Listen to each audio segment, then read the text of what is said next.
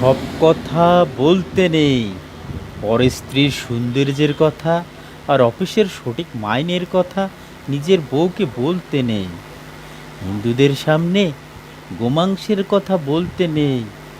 রেলের কর্তাদের সামনে টাইম টেবিলের কথা বলতে নেই। ছেলে মেয়েদের পড়াশোনার ব্যাপারে শিক্ষককে বলতে নেই। আর পুলিশকে সততার কথা বলতে নেই। যখন যা ইচ্ছে হলো বলে ফেলতে নেই। ইচ্ছে আপনার করবে, জিহ্বাটা খুসখুস করবে, গালের ভেতরটা কুটকুট করে উঠবে, তবু বলতে নেই। আপনি ভাববেন পরিকল্পনার পাঠশালায় সব শালায় ভাঁওতা মারছে। ভাবতে নিশ্চয়ই পারেন, কিন্তু বলতে নেই।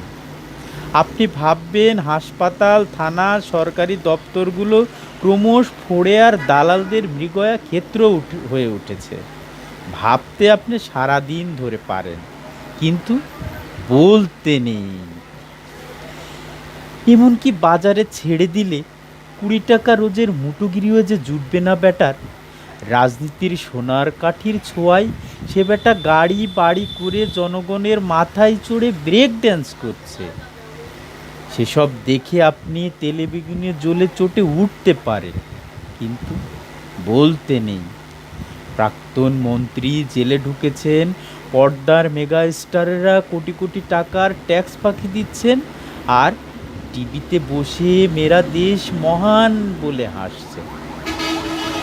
বাংলা সিনেমার বেদের মেয়ের পাল্লায় পড়ে সিঁদুর নিও না মুছে বলে আর্তনাদ করছে।